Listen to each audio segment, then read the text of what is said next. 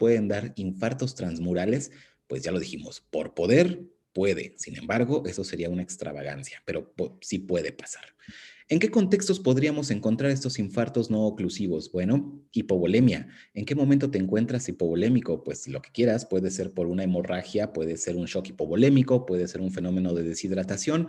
Recuerda que en ambos se va a vasoconstriñir de forma sustancial todo el plexo mesentérico para redistribuir el flujo a la circulación periférica que nos permita la perfusión encefálica, renal y cardíaca.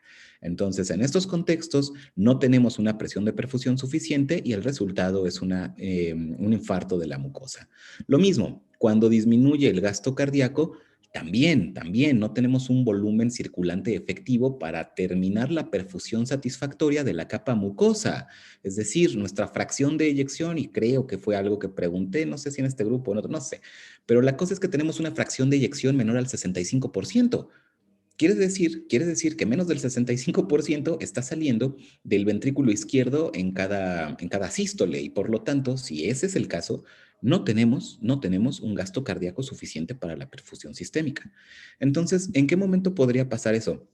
Pues un montón. Aquí te menciono un infarto miocárdico, porque esa pared, particularmente de cara izquierda, particularmente de ventrículo izquierdo, esa zona del corazón se ha muerto, no puede hacer una fuerza suficiente para mantener la fracción de eyección y por lo tanto otras zonas van a sufrir de hipoperfusión.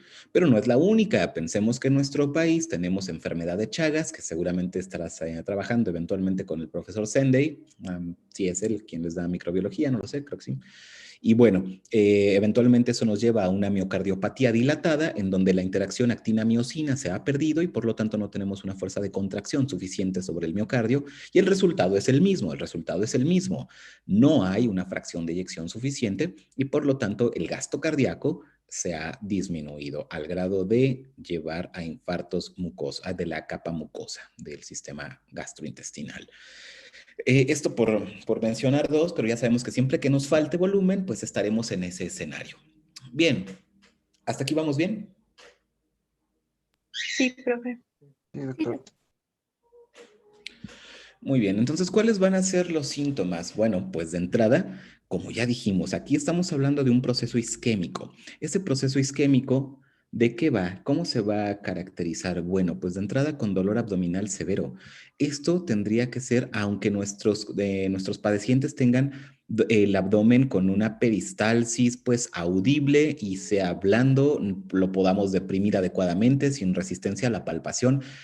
Y eso es porque el peritoneo todavía no está irritado. Lo que se está generando es un proceso isquémico del tracto gastrointestinal, pero el peritoneo sigue bien, ese no ha tenido problema.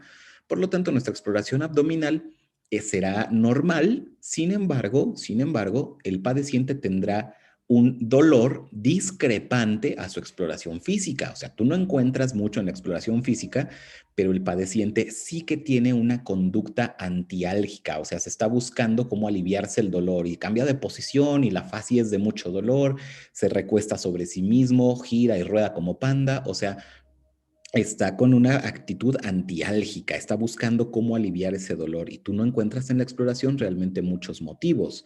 Esto es uno de los síntomas cardinales para las isquemias abdominales, perdón, las isquemias gastrointestinales.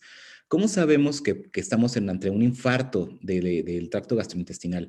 Bueno, pues más o menos una hora después, 12 horas después de haberse instaurado el proceso isquémico, si no lo hemos resuelto, entonces sí va a progresar probablemente al infarto transmural y a la ruptura. ¿En qué momento vamos a darnos cuenta de que eso ha pasado? Pues ya lo puedes unir con lo que ya conoces. Si ya se ha perforado ese intestino o si se ha infartado, ya no tiene movimiento. Así que lo que sea que deglute el padeciente, lo va a intentar regresar. En muchas ocasiones ya no por esfuerzo gastrointestinal, solamente por esfuerzo de las cúpulas diafragmáticas. Si se ha perforado el intestino, podemos tener sangrado que regrese por la boca o que continúe en un vaciado por rebosamiento hacia la cavidad anal. Y entonces podríamos tener evacuaciones llenas de sangre, bucosanguinolentas, pero sobre todo sanguinolentas. ¿Qué más va a pasar? Bueno, este padeciente, si está gritando de dolor o sigue hablando, sigue deglutiendo líquido, sigue deglutiendo aire.